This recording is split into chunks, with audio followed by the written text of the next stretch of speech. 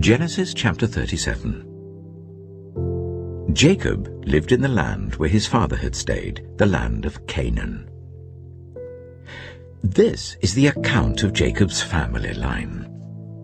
Joseph, a young man of 17, was tending the flocks with his brothers, the sons of Bilhah and the sons of Zilpah, his father's wives, and he brought their father a bad report about them. Now Israel loved Joseph more than any of his other sons, because he had been born to him in his old age, and he made an ornate robe for him. When his brothers saw that their father loved him more than any of them, they hated him and could not speak a kind word to him. Joseph had a dream, and when he told it to his brothers, they hated him all the more. He said to them, "Listen to this dream I had. We were binding sheaves of corn out in the field when suddenly my sheaf rose and stood upright, while your sheaves gathered round mine and bowed down to it." His brothers said to him, "Do you intend to reign over us? Will you actually rule us?" And they hated him all the more because of his dream and what he had said. Then he had another dream, and he told it to his brothers.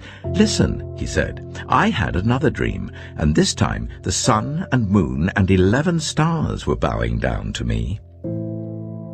When he told his father as well as his brothers, his father rebuked him and said, "What is this dream you had? Will your mother and I and your brothers actually come and bow down to the ground before you?"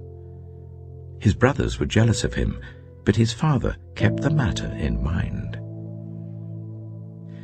Now his brothers had gone to graze their father's flocks near Shechem, and Israel said to Joseph, "As you know, your brothers are grazing the flocks near Shechem. Come, I'm going to send you to them." "Very well," he replied. So he said to him, "Go and see if all is well with your brothers and with the flocks, and bring word back to me." Then he sent him off from the valley of Hebron. When Joseph arrived at Shechem, a man found him wandering around in the fields and asked him, "What are you looking for?" He replied, "I'm looking for my brothers. Can you tell me where they are grazing their flocks?" "They've moved on from here," the man answered. "I heard them say, 'Let's go to Dothan.'" So Joseph went after his brothers and found them near Dothan. But they saw him in the distance, and before he reached them, they plotted to kill him. "Here comes that dreamer," they said to each other. "Come now, let's kill him and throw him into one of these cisterns and say that a ferocious animal devoured him. Then we'll see what comes of his dreams." When Reuben heard this, he tried to rescue him from their hands. "Let's not take his life," he said. "Don't shed any blood. Throw him into this cistern here in the wilderness, but don't lay a hand on him." Reuben said this to rescue him from them and take him back to his father. So when Joseph came to his brothers, they stripped him of his robe, the ornate robe he was wearing, and they took him and threw him into the cistern. The cistern was empty, there was no water in it. As they sat down to eat their meal, they looked up and saw a caravan of Ishmaelites coming from Gilead. Their camels were loaded with spices, balm and myrrh, and they were on their way to take them down to Egypt. Judah said to his brothers, "What will we gain if we kill our brother and cover up his blood? Come, let's sell him to the Ishmaelites and not lay our hands on him. After all, he is our brother, our own flesh and blood." His brothers agreed. So when the Midianite merchants came by, his brothers pulled Joseph up out of the cistern and sold him for 20 shekels of silver to the Ishmaelites, who took him to Egypt. When Reuben returned to the cistern and saw that Joseph was not there, he tore his clothes. He went back to his brothers and said, "The boy isn't there. Where can I turn now?" Then they got Joseph's robe, slaughtered a goat and dipped the robe in the blood. They took the ornate robe back to their father and said, "We found this. Examine it to see whether it is your son's robe." He recognized it and said, "It is my son's robe. Some ferocious animal has devoured him." Joseph has surely been torn to pieces." Then Jacob tore his clothes, put on sackcloth, and mourned for his son many days. All his sons and daughters came to comfort him, but he refused to be comforted. "No," he said, "I will continue to mourn until I join my son in the grave." So his father wept for him. Meanwhile, the Midianites sold Joseph in Egypt to Potiphar, one of Pharaoh's officials, the captain of the guard. Genesis chapter 38. At that time, Judah left his brothers and went down to stay with a man of Adullam named Hira. There Judah met the daughter of a Canaanite man named Shua. He married her and made love to her. She became pregnant and gave birth to a son, who was named She conceived again and gave birth to a son and named him Onan. She gave birth to still another son and named him Shelah. It was at Kisib that she gave birth to him. Judah got a wife for his firstborn, and her name was Tamar. But Judah's firstborn, was wicked in the Lord's sight, so the Lord put him to death. Then Judah said to Onan, "Sleep with your brother's wife, and fulfill your duty to her as a brother-in-law to raise up offspring for your brother." But Onan knew that the child would not be his. So whenever he slept with his brother's wife, he spilled his semen on the ground to avoid providing offspring for his brother. What he did was wicked in the Lord's sight, so the Lord put him to death also. Judah then said to his daughter-in-law Tamar, "Live as a widow in your father's household until my son Shelah grows up." For he thought, he may die too, just like his brothers. So Tamar went to live in her father's household. After a long time, Judah's wife, the daughter of Shua, died. When Judah had recovered from his grief, he went up to Timnah to the men who were shearing his sheep, and his friend Hira the Adullamite went with him. When Tamar was told, "Your father-in-law is on his way to Timnah to shear his sheep," she took off her widow's clothes, covered herself with a veil to disguise herself, and then sat down at the entrance to Enaim, which is on the road to Timnah, for she saw that though Shelah had now grown up, she had not been given to him as his wife. When Judah saw her, he thought she was a prostitute, for she had covered her face. Not realizing that she was his daughter-in-law, he went over to her by the roadside and said, "Come now, let me sleep with you." "And what will you give me to sleep with you?" she asked. "I'll send you a young goat from my flock," he said. "Will you give me something as a pledge until you send it?" she asked. He said, "What pledge should I give you?" "Your seal and its cord and the staff in your hand," she answered. So he gave them to her and slept with her, and she became pregnant by him. After she left, she took off her veil and put on her widow's clothes again. Meanwhile Judah sent the young goat by his friend the Adullamite in order to get his pledge back from the woman, but he did not find her. He asked the men who lived there, "Where is the shrine prostitute who was beside the road at Enaim?" "There hasn't been any shrine prostitute here," they said. So he went back to Judah and said, "I didn't find her. Besides, the men who lived there said, 'There hasn't been any shrine prostitute here.'" Then Judah said, "Let her keep what she has, or we will become a laughingstock. After all, I did send her this young goat, but you didn't find her." About 3 months later, Judah was told, "Your daughter-in-law Tamar is guilty of prostitution, and as a result she is now pregnant." Judah said, "Bring her out, and let her be burned to death." As she was being brought out, she sent a message to her father-in-law. "I am pregnant by the man who owns these," she said. And she added, "See if you recognize whose seal and cord and staff these are." Judah recognized them and said, "She is more righteous than I, since I wouldn't give her to my son Shelah." And he did not sleep with her again. When the time came for her to give birth, there were twin boys in her womb. As she was giving birth, one of them put out his hand. So the midwife took a scarlet thread and tied it on his wrist and said, "This one came out first." But when he drew back his hand, his brother came out, and she said, "So this is how you have broken out." And he was named Perez. Then his brother, who had the scarlet thread on his wrist, came out, and he was named Zerah. Genesis chapter 39. Now Joseph had been taken down to Egypt.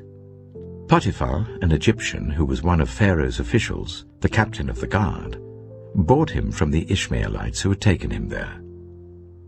The Lord was with Joseph, so that he prospered, and he lived in the house of his Egyptian master. When his master saw that the Lord was with him, and that the Lord gave him success in everything he did, Joseph found favor in his eyes and became his attendant. Potiphar put him in charge of his household, and he entrusted to his care everything he owned. From the time he put him in charge of his household and of all that he owned, the Lord blessed the household of the Egyptian because of Joseph. The blessing of the Lord was on everything Potiphar had, both in the house and in the field. So Potiphar left everything he had in Joseph's care. With Joseph in charge, he did not concern himself with anything except the food he ate. Now Joseph was well built and handsome. And after a while, his master's wife took notice of Joseph and said, "Come to bed with me." But he refused. "With me in charge," he told her, "my master does not concern himself with anything in the house. Everything he owns he has entrusted to my care. No one is greater in this house than I am. My master has withheld nothing from me except you, because you are his wife. How then could I do such a wicked thing and sin against God?" And though she spoke to Joseph day after day, he refused to go to bed with her or even be with her. One day he went into the house to attend to his duties, and none of the household servants was inside. She caught him by his cloak and said, "Come to bed with me." But he left his cloak in her hand and ran out of the house. When she saw that he had left his cloak in her hand and had run out of the house, she called her household servants. "Look," she said to them, "this Hebrew has been brought to us to make sport of us.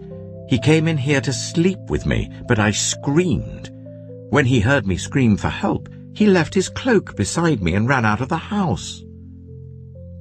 She kept his cloak beside her until his master came home.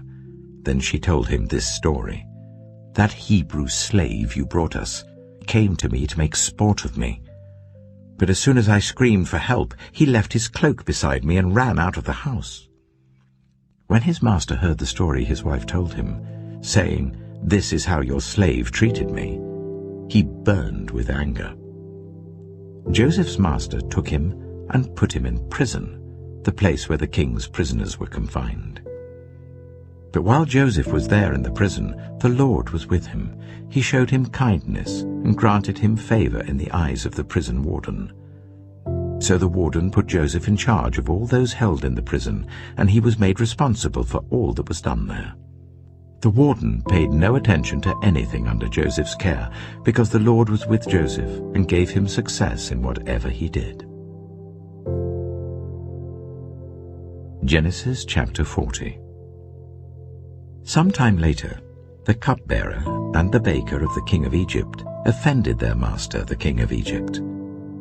Pharaoh was angry with his two officials, the chief cupbearer and the chief baker, and put them in custody in the house of the captain of the guard, in the same prison where Joseph was confined.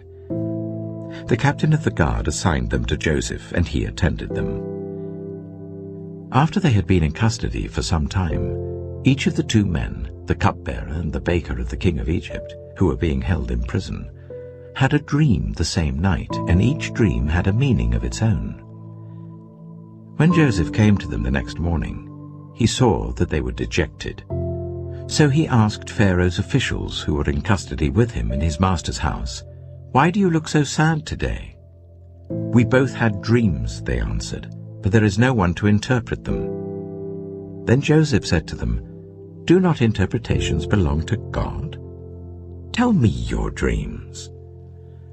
So the chief cupbearer told Joseph his dream. He said to him, "In my dream I saw a vine in front of me, and on the vine were 3 branches. As soon as it budded, it blossomed, and its clusters ripened into grapes. Pharaoh's cup was in my hand, and I took the grapes, squeezed them into Pharaoh's cup, and put the cup in his hand." "This is what it means," Joseph said to him. "The 3 branches are 3 days. Within 3 days, Pharaoh will lift up your head and restore you to your position, and you will put Pharaoh's cup in his hand, just as you used to do when you were his cupbearer. But when all goes well with you, remember me and show me kindness. Mention me to Pharaoh and get me out of this prison. I was forcibly carried off from the land of the Hebrews, and even here I've done nothing to deserve being put in a dungeon." When the chief baker saw that Joseph had given a favorable interpretation, he said to Joseph, "I too had a dream. On my head were 3 baskets of bread. In the top basket were all kinds of baked goods for Pharaoh, but the birds were eating them out of the basket on my head." "This is what it means," Joseph said. "The 3 baskets are 3 days. Within 3 days, Pharaoh will lift off your head and impale your body on a pole, and the birds will eat away your flesh."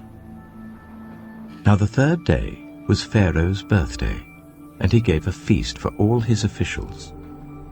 He lifted up the heads of the chief cupbearer and the chief baker in the presence of his officials. He restored the chief cupbearer to his position, so that he once again put the cup into Pharaoh's hand. But he impaled the chief baker, just as Joseph had said to them in his interpretation. The chief cupbearer, however, did not remember Joseph. He forgot him. Genesis chapter 41. When 2 full years had passed, Pharaoh had a dream. He was standing by the Nile, when out of the river there came up 7 cows, sleek and fat, and they grazed among the reeds. After them 7 other cows, ugly and gaunt, came up out of the Nile and stood beside those on the riverbank. And the cows that were ugly and gaunt ate up the 7 sleek, fat cows. Then Pharaoh woke up. He fell asleep again and had a second dream. 7 ears of corn, healthy and good, were growing on a single stalk. After them 7 other ears of corn sprouted, thin and scorched by the east wind. The thin ears of corn swallowed up the 7 healthy, full ears. Then Pharaoh woke up. It had been a dream. In the morning his mind was troubled. So he sent for all the magicians and wise men of Egypt. Pharaoh told them his dreams, but no one could interpret them for him. Then the chief cupbearer said to Pharaoh, "Today I'm reminded of my shortcomings. Pharaoh was once angry with his servants, and he imprisoned me and the chief baker in the house of the captain of the guard. Each of us had a dream the same night, and each dream had a meaning of its own. Now a young Hebrew was there with us, a servant of the captain of the guard. We told him our dreams, and he interpreted them for us, giving each man the interpretation of his dream. And things turned out exactly as he interpreted them to us. I was restored to my position, and the other man was impaled." So Pharaoh sent for Joseph, and he was quickly brought from the dungeon. When he had shaved and changed his clothes, he came before Pharaoh. Pharaoh said to Joseph, "I had a dream, and no one can interpret it. But I've heard it said of you that when you hear a dream, you can interpret it." "I cannot do it," Joseph replied to Pharaoh, "but God will give Pharaoh the answer he desires." Then Pharaoh said to Joseph, "In my dream I was standing on the bank of the Nile, when out of the river there came up 7 cows, fat and sleek, and they grazed among the reeds. After them 7 other cows came up, scrawny and very ugly and lean. I had never seen such ugly cows in all the land of Egypt. The lean, ugly cows ate up the 7 fat cows that came up first. But even after they ate them, no one could tell that they had done so. They looked just as ugly as before. Then I woke up. In my dream I saw 7 ears of corn, full and good, growing on a single stalk. After them 7 other ears sprouted, withered and thin and scorched by the east wind. The thin ears of corn swallowed up the 7 good ears. I told this to the magicians, but none of them could explain it to me. Then Joseph said to Pharaoh, "The dreams of Pharaoh are one and the same. God has revealed to Pharaoh what he is about to do. The 7 good cows are 7 years, and the 7 good ears of corn are 7 years. It is one and the same dream. The 7 lean, ugly cows that came up afterward are 7 years, and so are the 7 worthless ears of corn scorched by the east wind. They are 7 years of famine. It is just as I said to Pharaoh. God has shown Pharaoh what he is about to do. 7 years of great abundance are coming throughout the land of Egypt, but 7 years of famine will follow them. Then all the abundance in Egypt will be forgotten, and the famine will ravage the land.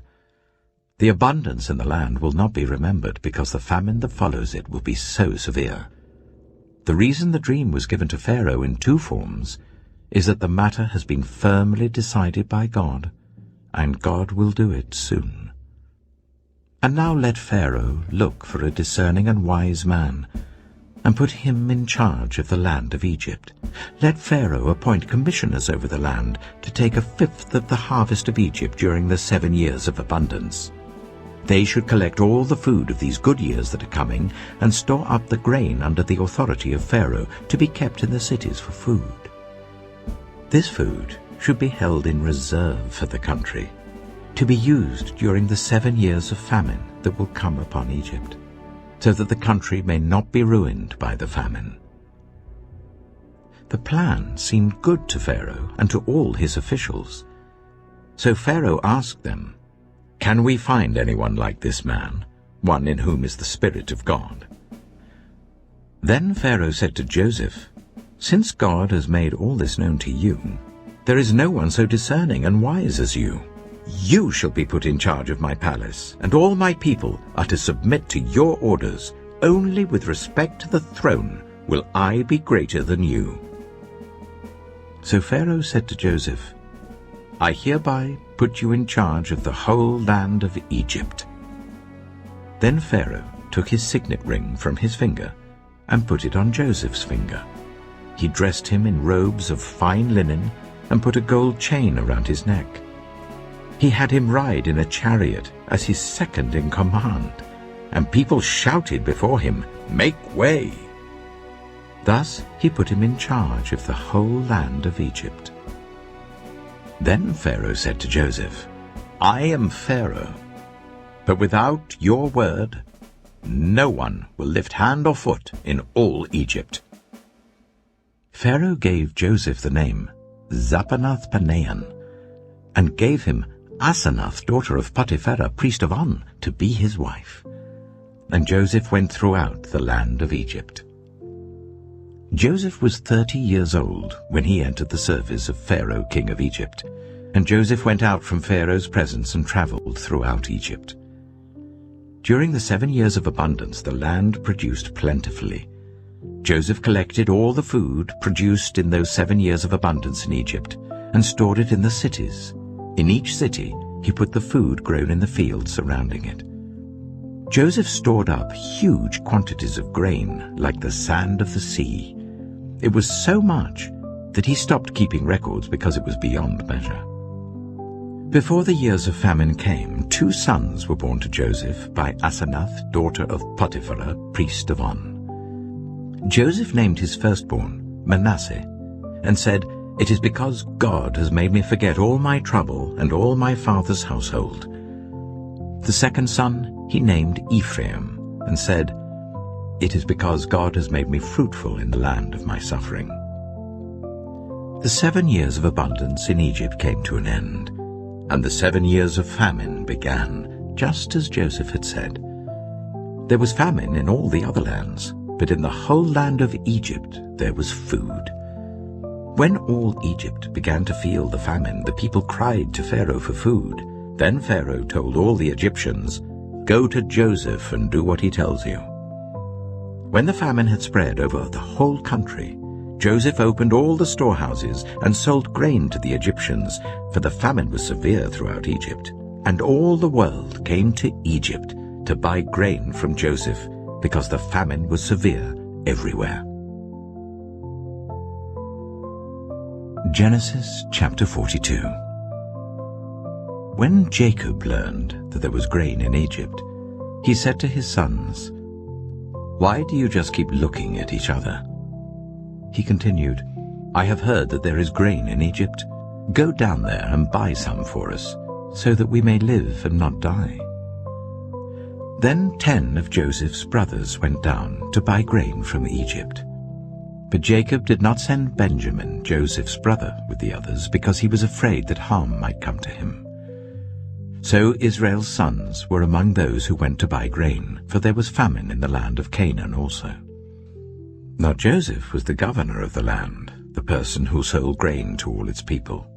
So when Joseph's brothers arrived, they bowed down to him with their faces to the ground. As soon as Joseph saw his brothers, he recognized them, but he pretended to be a stranger and spoke harshly to them. "Where do you come from?" he asked. "From the land of Canaan," they replied, "to buy food." Although Joseph recognized his brothers, they did not recognize him. Then he remembered his dreams about them and said to them, "You are spies. You have come to see where our land is unprotected." "No, my lord," they answered. "Your servants have come to buy food. We are all the sons of one man. Your servants are honest men, not spies." "No," he said to them. "You have come to see where our land is unprotected." But they replied, "Your servants were 12 brothers, the sons of one man who lives in the land of Canaan. The youngest is now with our father, and one is no more." Joseph said to them, "It is just as I told you. You are spies. And this is how you will be tested. As surely as Pharaoh lives, you will not leave this place unless your youngest brother comes here. Send one of your number to get your brother. The rest of you will be kept in prison, so that your words may be tested to see if you are telling the truth. If you are not, then as surely as Pharaoh lives, you are spies." And he put them all in custody for 3 days. On the 3rd day, Joseph said to them, "Do this, and you will live, for I fear God. If you are honest men, let one of your brothers stay here in prison, while the rest of you go and take grain back for your starving households. But you must bring your youngest brother to me, so that your words may be verified, and that you may not die." This they proceeded to do. They said to one another, "Surely we are being punished because of our brother. We saw how distressed he was when he pleaded with us for his life, but we would not listen. That's why this distress has come on us." Reuben replied, "Didn't I tell you not to sin against the boy? But you wouldn't listen. Now we must give an accounting for his blood." They did not realize that Joseph could understand them, since he was using an interpreter. He turned away from them and began to weep, but then came back and spoke to them again. He had Simeon taken from them and bound before their eyes. Joseph gave orders to fill their bags with grain, to put each man's silver back in his sack, and to give them provisions for their journey. After this was done for them, they loaded their grain on their donkeys and left. At the place where they stopped for the night, one of them opened his sack to get feed for his donkey, and he saw his silver in the mouth of his sack. "My silver has been returned," he said to his brothers. "Here it is in my sack." Their hearts sank, and they turned to each other trembling and said, "What is this that God has done to us?" When they came to their father Jacob in the land of Canaan, they told him all that had happened to them. They said, "The man who is lord over the land spoke harshly to us and treated us as though we were spying on the land. But we said to him, 'We are honest men, we're not spies. We were 12 brothers, sons of one father. One is no more, and the youngest is now with our father in Canaan.' Then the man who is lord over the land said to us, 'This is how I will know whether you are honest men. Leave one of your brothers here with me and take food for your starving households and go. But bring your youngest brother to me, so I will know that you are not spies, but honest men. Then I will give your brother back to you, and you can trade in the land.' As they were emptying their sacks, there in each man's sack was his pouch of silver. When they and their father saw the money pouches, they were frightened. Their father Jacob said to them, 'You have deprived me of my children. Joseph is no more, and Simeon is no more. And now you want to take Benjamin? Everything is against me.' Then Reuben said to his father, 'You may put both of my sons to death if I do not bring him back to you. Entrust him to my care, and I will bring him back.' But Jacob said, 'My son will not go down there with you. His brother is dead, and he is the only one left. If harm comes to him on the journey you are taking, you will bring my gray head down to the grave in sorrow.'" Genesis chapter 43. Now the famine was still severe in the land. So when they had eaten all the grain they had brought from Egypt, their father said to them, "Go back and buy us a little more food."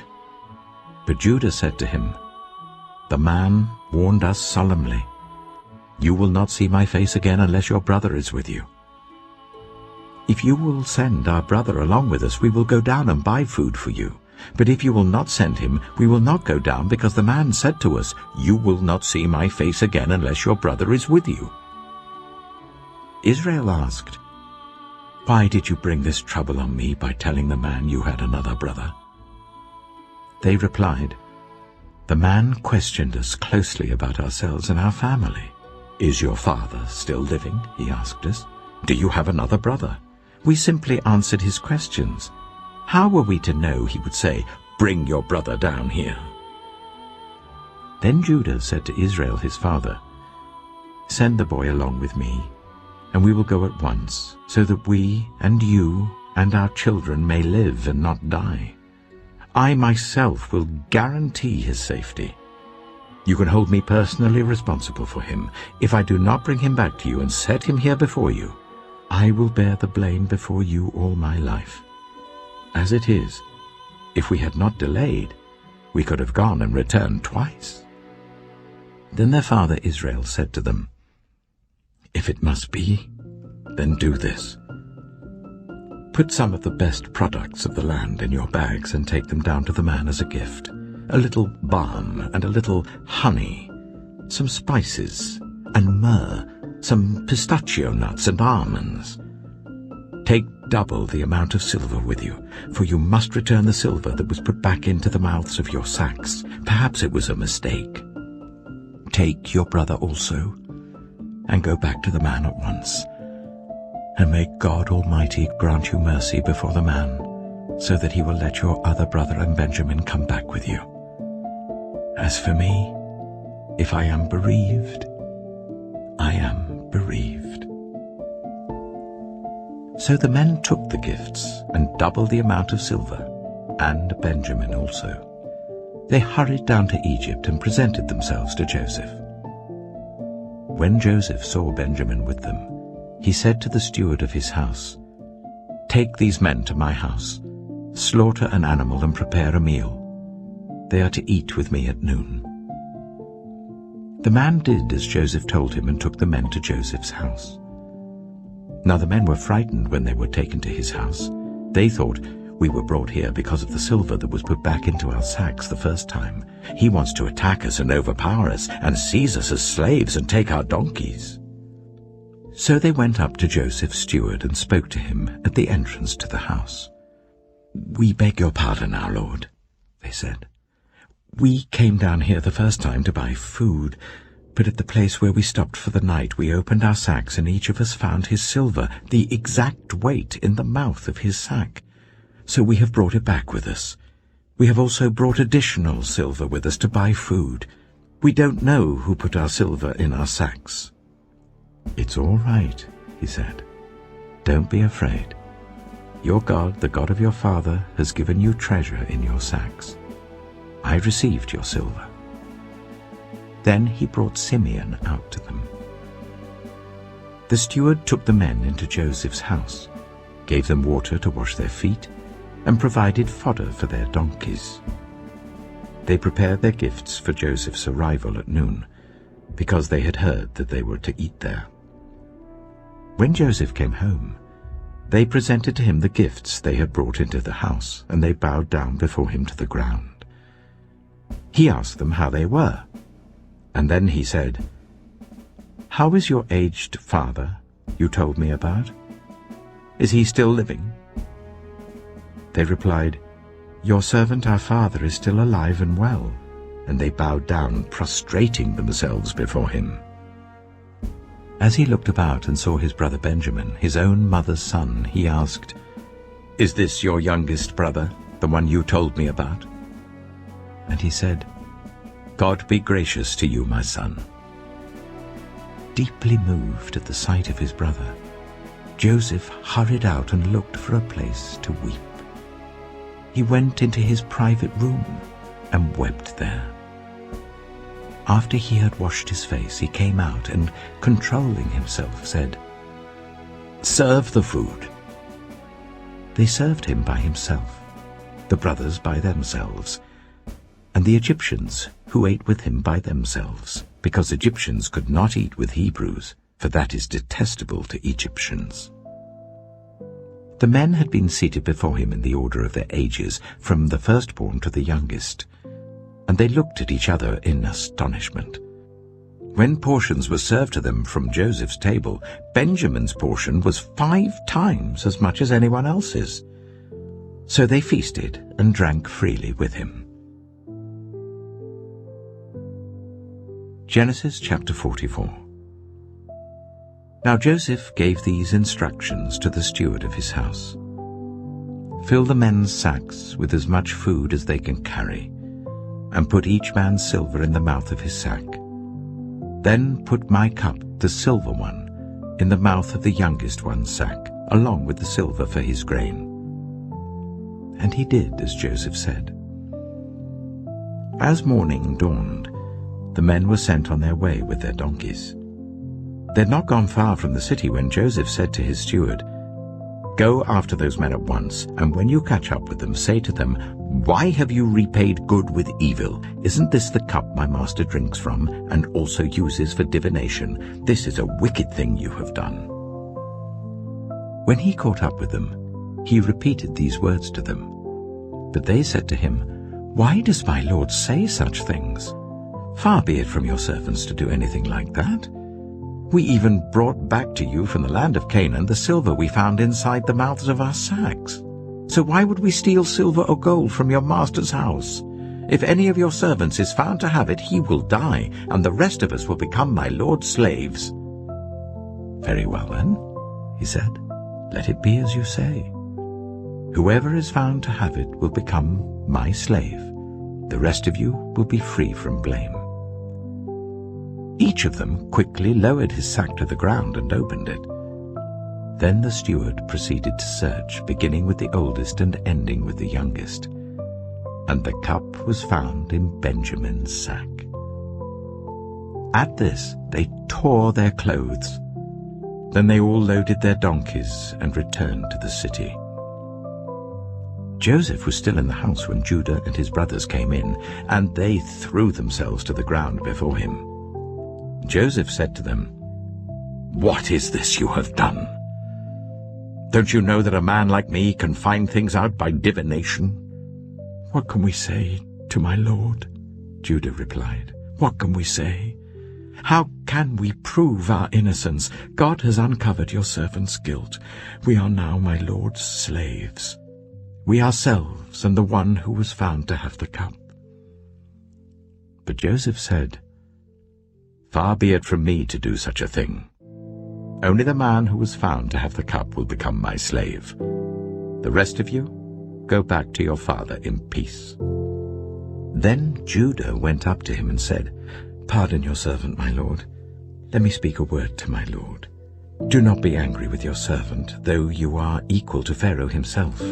My lord asked his servants, 'Do you have a father or a brother?' And we answered, 'We have an aged father, and there is a young son born to him in his old age. His brother is dead, and he is the only one of his mother's sons left, and his father loves him.' Then you said to your servants, 'Bring him down to me so I can see him for myself.' And we said to my lord, 'The boy cannot leave his father. If he leaves him, his father will die.' But you told your servants, 'Unless your youngest brother comes down with you, you will not see my face again.' When we went back to your servant my father, we told him what my lord had said. Then our father said, 'Go back and buy a little more food.' But we said, 'We cannot go down.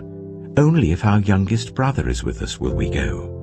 We cannot see the man's face unless our youngest brother is with us.' Your servant my father said to us, 'You know that my wife bore me 2 sons. One of them went away from me, and I said, "He has surely been torn to pieces," and I have not seen him since.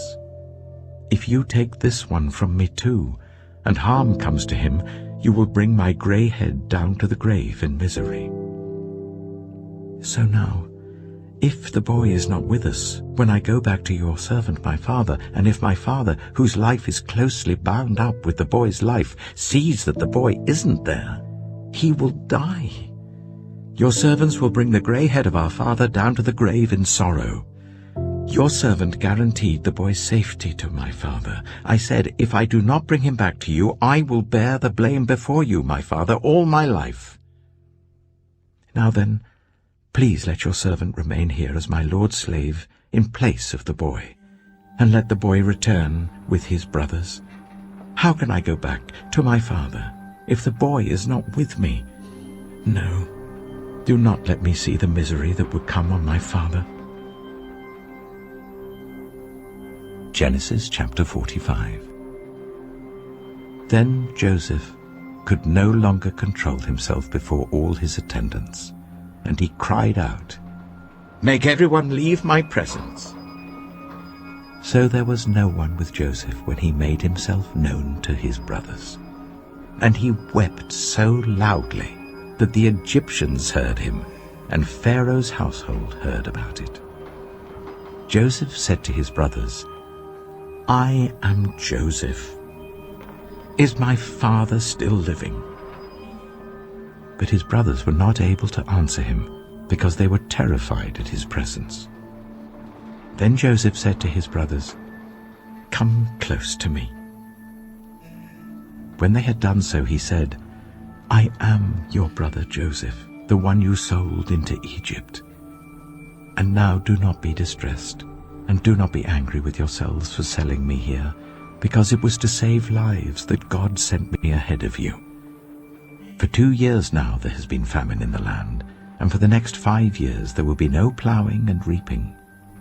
But God sent me ahead of you, to preserve for you a remnant on earth, and to save your lives by a great deliverance. So then it was not you who sent me here, but God. He made me father to Pharaoh, lord of his entire household and ruler of all Egypt. Now hurry back to my father, and say to him, 'This is what your son Joseph says. God has made me lord of all Egypt. Come down to me. Don't delay. You shall live in the region of Goshen and be near me, you, your children and grandchildren, your flocks and herds, and all you have. I will provide for you there, because 5 years of famine are still to come. Otherwise, you and your household and all who belong to you will become destitute. You can see for yourselves, and so can my brother Benjamin, that it is really I who am speaking to you. Tell my father about all the honor accorded me in Egypt, and about everything you have seen, and bring my father down here quickly." Then he threw his arms around his brother Benjamin and wept, and Benjamin embraced him, weeping. And he kissed all his brothers and wept over them. Afterwards his brothers talked with him. When the news reached Pharaoh's palace that Joseph's brothers had come, Pharaoh and all his officials were pleased. Pharaoh said to Joseph, "Tell your brothers, do this. Load your animals and return to the land of Canaan, and bring your father and your families back to me. I will give you the best of the land of Egypt, and you can enjoy the fat of the land." You are also instructed to tell them, "Do this. Take some carts from Egypt for your children and your wives, and get your father and come. Never mind about your belongings, because the best of all Egypt will be yours." So the sons of Israel did this. Joseph gave them carts, as Pharaoh had commanded, and he also gave them provisions for their journey. To each of them he gave new clothing, but to Benjamin he gave 300 shekels of silver and 5 sets of clothes. And this is what he sent to his father: 10 donkeys loaded with the best things of Egypt, and 10 female donkeys loaded with grain and bread and other provisions for his journey. Then he sent his brothers away, and as they were leaving he said to them, "Don't quarrel on the way." So they went up out of Egypt and came to their father Jacob in the land of Canaan. They told him, "Joseph is still alive. In fact, he is ruler of all Egypt." Jacob was stunned. He did not believe them. But when they told him everything Joseph had said to them, and when he saw the carts Joseph had sent to carry him back, the spirit of their father Jacob revived. And Israel said, "I'm convinced. My son Joseph is still alive. I will go and see him before I die." Genesis chapter 46. So Israel set out with all that was his, and when he reached Beersheba, he offered sacrifices to the God of his father Isaac.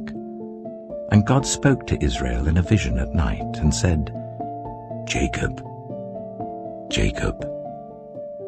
"Here I am," he replied. "I am God, the God of your father," he said. "Do not be afraid to go down to Egypt, for I will make you into a great nation there. I will go down to Egypt with you, and I will surely bring you back again, and Joseph's own hand will close your eyes." Then Jacob left Beersheba, and Israel's sons took their father Jacob and their children and their wives in the carts that Pharaoh had sent to transport him. So Jacob and all his offspring went to Egypt, taking with them their livestock and the possessions they had acquired in Canaan. Jacob brought with him to Egypt his sons and grandsons and his daughters and granddaughters, all his offspring. These are the names of the sons of Israel, Jacob and his descendants who went to Egypt. Reuben, the firstborn of Jacob. The sons of Reuben: Hanok, Palu, Hezron, and Carmi. The sons of Simeon: Jemuel, Jamin, Ohad, Jachin, Zohar, and Sheul, the son of a Canaanite woman. The sons of Levi: Gershon, Kohath, and Merari. The sons of Judah: Onan, Shelah, Perez, and Zerah. But and Onan had died in the land of Canaan. The sons of Perez: Hezron and Hamul. The sons of Issachar: Tola, Pua, Jeshub, and Shimron. The sons of Zebulun: Sered, Elon, and Jahilel. These were the sons Leah bore to Jacob in Paddan Aram, besides his daughter Dinah. These sons and daughters of his were 33 in all. The sons of Gad: Zephon, Haggai, Shunai, Esbon, Eri, Erodai, and Arilai. The sons of Asher: Imnah, Ishva, Ishvi, and Beriah. Their sister was Sirah. The sons of Beriah: Heber, and Malkiel. These were the children born to Jacob by Zilpah, whom Laban had given to his daughter Leah, 16 in all. The sons of Jacob's wife Rachel, Joseph and Benjamin. In Egypt, Manasseh and Ephraim were born to Joseph by Asenath, daughter of Potiphar, priest of On. The sons of Benjamin, Bela, Becher, Ashbel, Jirah, Naaman, Ehi, Rosh, Muppim, Huppim, and Ard. These were the sons of Rachel who were born to Jacob, 14 in all. The son of Dan, Hushim. The sons of Naphtali, Jaziel, Gunai, Jezer, and Shillem. These were the sons born to Jacob by Bilhah, whom Laban had given to his daughter Rachel, 7 in all. All those who went to Egypt with Jacob, those who were his direct descendants, not counting his sons' wives, numbered 66 persons. With the 2 sons who had been born to Joseph in Egypt, the members of Jacob's family, which went to Egypt, were 70 in all. Now Jacob sent Judah ahead of him to Joseph to get directions to Goshen. When they arrived in the region of Goshen, Joseph had his chariot made ready and went to Goshen to meet his father Israel. As soon as Joseph appeared before him, he threw his arms around his father and wept for a long time. Israel said to Joseph, "Now I'm ready to die, since I have seen for myself that you are still alive." Then Joseph said to his brothers and to his father's household, "I will go up and speak to Pharaoh, and will say to him, 'My brothers and my father's household who are living in the land of Canaan have come to me. The men are shepherds, they tend livestock, and they have brought along their flocks and herds and everything they own.' When Pharaoh calls you in and asks, 'What is your occupation?' you should answer, 'Your servants have tended livestock from our boyhood on, just as our fathers did.' Then you will be allowed to settle in the region of Goshen, for all shepherds are detestable to the Egyptians." Genesis chapter 47. Joseph went and told Pharaoh, "My father and brothers with their flocks and herds and everything they own have come from the land of Canaan and are now in Goshen." He chose 5 of his brothers and presented them before Pharaoh. Pharaoh asked the brothers, "What is your occupation?" "Your servants are shepherds," they replied to Pharaoh, "just as our fathers were." They also said to him, "We have come to live here for a while because the famine is severe in Canaan, and your servants' flocks have no pasture. So now please let your servants settle in Goshen." Pharaoh said to Joseph, "Your father and your brothers have come to you, and the land of Egypt is before you. Settle your father and your brothers in the best part of the land. Let them live in Goshen, and if you know of any among them with special ability, put them in charge of my own livestock." Then Joseph brought his father Jacob in and presented him before Pharaoh. After Jacob blessed Pharaoh, Pharaoh asked him, "How old are you?" And Jacob said to Pharaoh, "The years of my pilgrimage are 130. My years have been few and difficult, and they do not equal the years of the pilgrimage of my fathers." Then Jacob blessed Pharaoh and went out from his presence. So Joseph settled his father and his brothers in Egypt and gave them property in the best part of the land, the district of Ramesses, as Pharaoh directed. Joseph also provided his father and his brothers and all his father's household with food according to the number of their children. There was no food, however, in the whole region because the famine was severe. Both Egypt and Canaan wasted away because of the famine. Joseph collected all the money that was to be found in Egypt and Canaan in payment for the grain that they were buying, and he brought it to Pharaoh's palace. When the money of the people of Egypt and Canaan was gone, all Egypt came to Joseph and said, "Give us food. Why should we die before your eyes? Our money is all gone."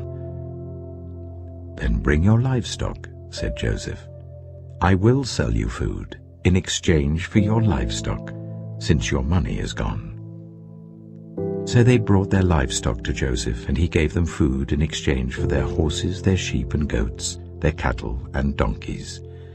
And he brought them through that year with food in exchange for all their livestock. When that year was over, they came to him the following year and said, "We cannot hide from our lord the fact that since our money is gone and our livestock belongs to you, there is nothing left for our lord except our bodies and our land. Why should we perish before your eyes, we and our land as well? Buy us and our land in exchange for food, and we with our land will be in bondage to Pharaoh. Give us seed so that we may live and not die, and that the land may not become desolate." So Joseph bought all the land in Egypt for Pharaoh. The Egyptians, one and all, sold their fields because the famine was too severe for them. The land became Pharaoh's, and Joseph reduced the people to servitude from one end of Egypt to the other. However, he did not buy the land of the priests, because they received a fixed allowance from Pharaoh, and had food enough from the allowance Pharaoh gave them. That is why they did not sell their land. Joseph said to the people, "Now that I have bought you and your land today for Pharaoh, here is seed for you so you can plant the ground. But when the crop comes in, give 1/5 of it to Pharaoh. The other 4/5 you may keep as seed for the fields and as food for yourselves and your households and your children." "You have saved our lives," they said. "May we find favor in the eyes of our Lord. We will be in bondage to Pharaoh." So Joseph established it as a law concerning land in Egypt, still in force today, that 1/5 of the produce belongs to Pharaoh. It was only the land of the priests that did not become Pharaoh's. Now the Israelites settled in Egypt in the region of Goshen. They acquired property there and were fruitful and increased greatly in number. Jacob lived in Egypt 17 years, and the years of his life were 147. When the time drew near for Israel to die, he called for his son Joseph and said to him, "If I have found favor in your eyes, put your hand under my thigh and promise that you will show me kindness and faithfulness. Do not bury me in Egypt, but when I rest with my fathers, carry me out of Egypt and bury me where they are buried." "I will do as you say," he said. "Swear to me," he said. Then Joseph swore to him, and Israel worshipped as he leaned on the top of his staff. Genesis chapter 48. Sometime later Joseph was told, "Your father is ill." So he took his 2 sons, Manasseh and Ephraim, along with him. When Jacob was told, "Your son Joseph has come to you," Israel rallied his strength and sat up on the bed. Jacob said to Joseph, "God Almighty appeared to me at Luz in the land of Canaan, and there he blessed me and said to me, 'I am going to make you fruitful and increase your numbers. I will make you a community of peoples, and I will give this land as an everlasting possession to your descendants after you.' Now then, your 2 sons born to you in Egypt before I came to you here will be reckoned as mine. Ephraim and Manasseh will be mine, just as Reuben and Simeon are mine. Any children born to you after them will be yours. In the territory they inherit, they will be reckoned under the names of their brothers. As I was returning from Padan, to my sorrow, Rachel died in the land of Canaan while we were still on the way, a little distance from Ephrath. So I buried her there beside the road to Ephrath, that is Bethlehem." When Israel saw the sons of Joseph, he asked, "Who are these?" "They are the sons God has given me here," Joseph said to his father. Then Israel said, "Bring them to me so I may bless them." Now Israel's eyes were failing because of old age, and he could hardly see. So Joseph brought his sons close to him, and his father kissed them and embraced them. Israel said to Joseph, "I never expected to see your face again, and now God has allowed me to see your children too." Then Joseph removed them from Israel's knees and bowed down with his face to the ground. And Joseph took both of them, Ephraim on his right towards Israel's left hand, and Manasseh on his left towards Israel's right hand, and brought them close to him. But Israel reached out his right hand and put it on Ephraim's head, though he was the younger, and crossing his arms, he put his left hand on Manasseh's head, even though Manasseh was the firstborn. Then he blessed Joseph and said, "May the God before whom my fathers, Abraham and Isaac, walked faithfully, the God who has been my shepherd all my life to this day, the angel who has delivered me from all harm, may he bless these boys. May they be called by my name and the names of my fathers, Abraham and Isaac, and may they increase greatly on the earth." When Joseph saw his father placing his right hand on Ephraim's head, he was displeased. So he took hold of his father's hand to move it from Ephraim's head to Manasseh's head. Joseph said to him, "No, my father, this one is the firstborn. Put your right hand on his head." But his father refused and said, "I know, my son, I know. He too will become a people, and he too will become great. Nevertheless, his younger brother will be greater than he, and his descendants will become a group of nations." He blessed them that day and said, "In your name will Israel pronounce this blessing. May God make you like Ephraim and Manasseh." So he put Ephraim ahead of Manasseh. Then Israel said to Joseph, "I am about to die, but God will be with you and take you back to the land of your fathers. And to you I give one more ridge of land than to your brothers, the ridge I took from the Amorites with my sword and my bow." Genesis chapter 49.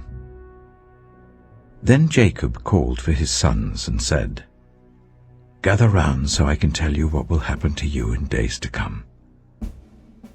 Assemble and listen, sons of Jacob. Listen to your father Israel. Reuben, you are my firstborn, my might, the first sign of my strength, excelling in honor, excelling in power. Turbulent as the waters, you will no longer excel. For you went up onto your father's bed, onto my couch, and defiled it. Simeon and Levi are brothers. Their swords are weapons of violence. Let me not enter their council, let me not join their assembly, for they have killed men in their anger, and hamstrung oxen as they pleased. Cursed be their anger, so fierce, and their fury so cruel. I will scatter them in Jacob and disperse them in Israel. Judah, your brothers will praise you. Your hand will be on the neck of your enemies. Your father's sons will bow down to you. You are a lion's cub, Judah. You return from the prey, my son. Like a lion he crouches and lies down like a lioness. Who dares to rouse him? The scepter will not depart from Judah, nor the ruler's staff from between his feet, until he to whom it belongs shall come, and the obedience of the nations shall be his. He will tether his donkey to a vine, his colt to the choicest branch. He will wash his garments in wine, his robes in the blood of grapes. His eyes will be darker than wine, his teeth whiter than milk. Zebulun will live by the seashore and become a haven for ships. His border will extend toward Sidon. Issachar is a scrawny donkey, lying down among the sheepfolds. When he sees how good is his resting place and how pleasant is his land, he will bend his shoulder to the burden and submit to forced labor. Dan will provide justice for his people as one of the tribes of Israel. Dan will be a snake by the roadside, a viper along the path that bites the horse's heels so that its rider tumbles backward. I look for your deliverance, Lord. Gad will be attacked by a band of raiders, but he will attack them at their heels. Asher's food will be rich. He will provide delicacies fit for a king. Naphtali is a doe set free that bears beautiful fawns. Joseph is a fruitful vine near a spring, whose branches climb over a wall. With bitterness archers attacked him, they shot at him with hostility. But his bow remained steady, his strong arm stayed supple, because of the hand of the mighty one of Jacob, because of the shepherd, the rock of Israel, because of your father's God who helps you, because of the Almighty who blesses you with blessings of the skies above, blessings of the deep springs below, blessings of the breast and womb. Your father's blessings are greater than the blessings of the ancient mountains, than the bounty of the age-old hills. Let all these rest on the head of Joseph, on the brow of the prince among his brothers. Benjamin is a ravenous wolf. In the morning he devours the prey. In the evening he divides the plunder. All these are the 12 tribes of Israel, and this is what their father said to them when he blessed them, giving each the blessing appropriate to him. Then he gave them these instructions. I am about to be gathered to my people.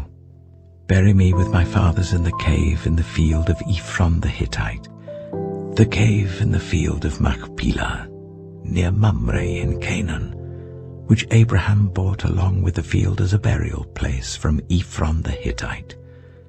There Abraham and his wife Sarah were buried. There Isaac and his wife Rebekah were buried.